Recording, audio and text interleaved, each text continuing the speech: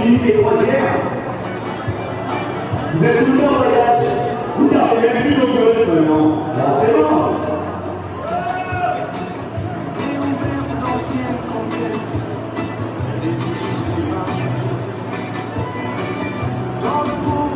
Il y a un autre monde aujourd'hui. Vous êtes plus que l'année dernière. Ah, j'étais pas là l'année dernière. Alors, moi j'étais. Ah, t'as vu? L'année dernière, c'était pas compliqué. Bah, ça allait jusqu'au camion. Voilà. Comme quoi, vous êtes encore un peu plus en colère que l'année dernière. C'est bien. Alors, d'ici une dizaine d'années, ça devrait être ouais. Ah, si je te le dis, ça va être déçu.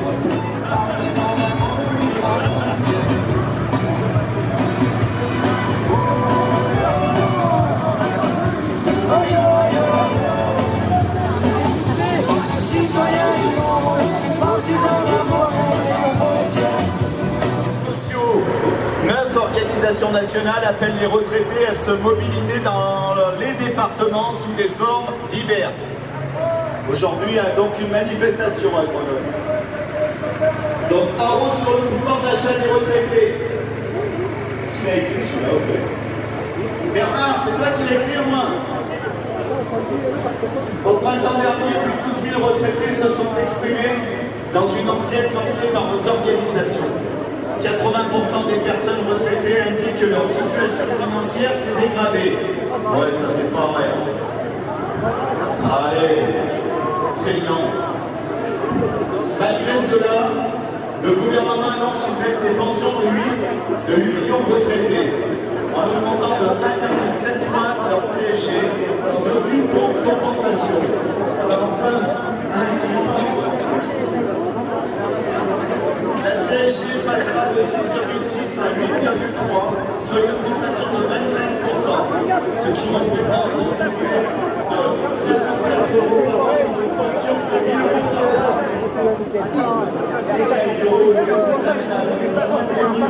an.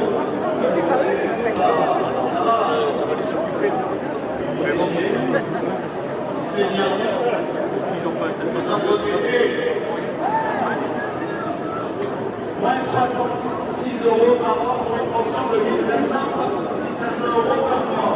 Qui c'est qui a 1 500 dans les malins? Un pas de jour, voire 3 000 quand même. Moins 408 € par an pour une pension de 2 000 € par mois. C'est qui? Ah, quand même, il y a une page ou deux. On a quelques riches là.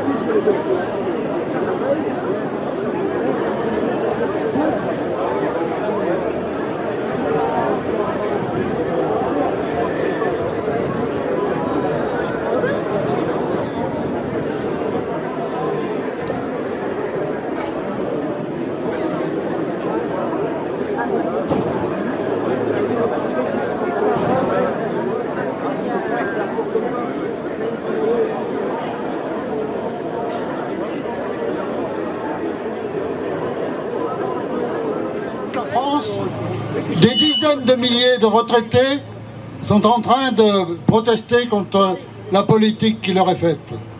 À Bourgoin, ce matin, nos camarades étaient près de 300, ce qui est aussi remarquable. Ici, à Grenoble, nous sommes 1500, voire davantage, ce qui est le record absolu d'une manifestation de retraités. Il faut dire que les coups que nous prenons sont particulièrement violents et que de ce point de vue-là, nous avons raison de se mobiliser largement. Une fois de plus, le gouvernement s'attaque à notre pouvoir d'achat, aux services médicaux et sociaux. Ce matin encore, il y avait des annonces concernant la sécurité sociale, avec l'augmentation du forfait hospitalier et d'autres mesures dangereuses. Donc les retraités se mobilisent largement. C'est vrai que le pouvoir d'achat, c'est quand même la vraie question. Depuis 4 ans, nos retraites sont bloquées. Et pour le moment, il nous a annoncé sur les retraites du régime général une augmentation de 0,8%, alors que la ponction infligée par la CSG, qui va passer de 6,6 à 8,3, va amputer pour une retraite de 1500 €, de 306 € par an le pouvoir d'achat, pour une retraite de 2000 €, 408 €. Selon le gouvernement, c'est ce qui a été dit plusieurs fois, c'est un effort pour les jeunes générations. Les retraités n'ont pas attendu pour faire preuve de solidarité, et nous le savons tous. Et une nouvelle baisse du pouvoir d'achat des retraités réduira l'aide qu'ils apportent déjà aux jeunes générations. Cette augmentation de la CSG s'ajoute à une liste déjà longue d'attaques que nous avons connues, avec l'instauration de la CASA, soi-disant pour la perte d'autonomie, mais en fait on ne sait pas trop où ça va, la suppression de la demi-part fiscale pour les veuves et veufs, ça aussi ça a fait mal, la fiscalisation de la majoration familiale et le blocage des pensions depuis plus de 4 ans, je l'ai déjà évoqué. Maintenant, l'annonce de la réduction de 5 € par mois de l'APL touchera bien entendu les retraités les plus modestes, les retraités locataires. L'annonce d'une revalorisation des pensions au 1er octobre ne correspond évidemment pas à la compensation ni de l'inflation, ni de mauvais coups qui nous sont portés. Voilà, je vais maintenant passer la parole à ma camarade de la FGR. Pour l'augmentation des pensions, il est déjà annoncé que les pensions ne seront pas revalorisées en 2018. Éventuellement, elles le seront le 1er janvier 2019. Dans l'enquête menée au printemps dernier, les retraités sont quasiment unanimes à considérer que les plans d'aide à l'autonomie sont insuffisants, tant à domicile qu'en établissement. Le gouvernement, non seulement ne prend aucune mesure pour réduire les restes à charge, mais il s'attaque aux moyens dont peuvent disposer les établissements, les associations et les collectivités locales en supprimant les emplois aidés. Il communique sur la disparition du reste à charge des lunettes, prothèses auditives et dentaires, sans insister sur l'augmentation correspondante des complémentaires santé, sans participation des employeurs pour les retraités. Bon, je vais prendre la parole rapidement pour Force Ouvrière sur un point qui n'a pas été abordé pour l'instant et qui est très important parce que c'est l'unité possible entre les retraités et l'ensemble des salariés. Je veux parler de l'augmentation de 1,7% de la CSG, plus 1,7%. Or, la CSG est un impôt. Pour l'instant, la Sécu est assise sur des cotisations. C'est toute la différence. Exonération des patrons par milliard, la Sécu est soi-disant en déficit parce qu'il y a un dû de plusieurs milliards, et on augmente pour les salariés, les anciens salariés qui sont aujourd'hui retraités, la CSG, l'impôt. Et on va exonérer jusqu'à 1,6 voire plus de fois le SMIC de toute cotisation sociale. Ça, c'est la mort de la sécurité sociale, la mort complète de la protection sociale donc en France pour toutes les générations. C'est parfaitement inadmissible. Il va falloir combattre ensemble, bien sûr, au-delà de cette manifestation particulièrement réussie, pour sauver la sécurité sociale. Je vous remercie. Pour résumer la journée d'aujourd'hui, c'est en France le 28 septembre, donc un certain nombre d'organisations ont décidé de manifester.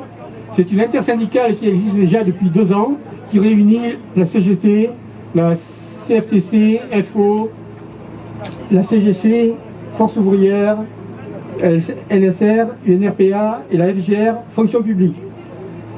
Cela dit, dans les mois qui viennent, il ne faut pas penser que l'on n'aura plus rien à faire. La question de l'abord de la CSG, l'augmentation de la CSG, la bataille n'est pas finie.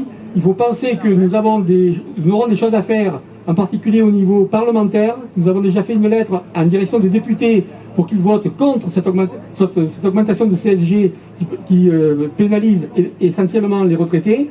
Ça, c'est le premier point. Le second point, c'est qu'il va falloir réfléchir à notre protection sociale, puisqu'elle est attaquée de toutes parts.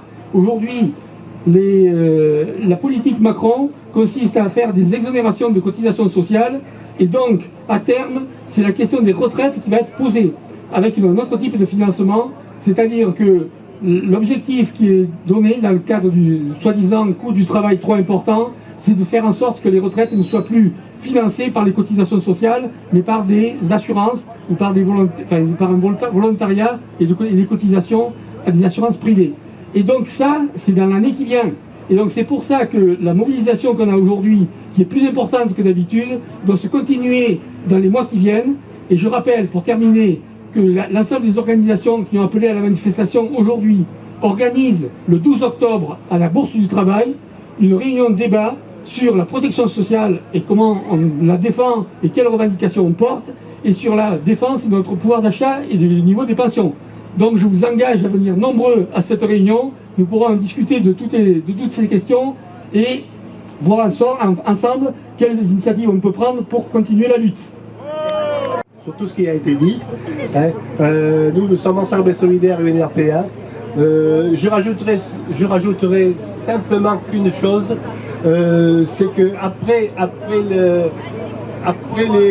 tous les dégâts qu'ont fait le national, c'est maintenant aux collectivités locales de les accompagner.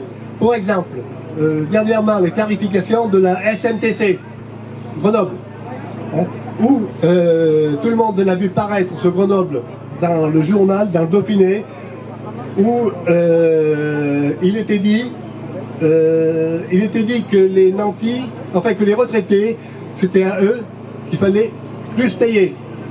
Bon, alors voilà, après le blocage des retraites, après la CSG à 1,7, après la baisse des 5 € de l'APL, après 5 € de l'APL qui touche quand même 6,5 millions de ménages, parmi lesquels la plus grande masse sont des retraités, les 2/3 des femmes qui ont un revenu inférieur au seuil de pauvreté. Ça, il faut le dire. Et il faut le dire bien fort. Et finalement, il y a une chose qui n'a pas changé dans notre démocratie, c'est l'union. Et ensemble, et en union, on fait la force. Donc, je suis content qu'aujourd'hui, il y ait pas mal de monde. Il va falloir que ça simplifie encore si on veut faire changer les choses. Merci.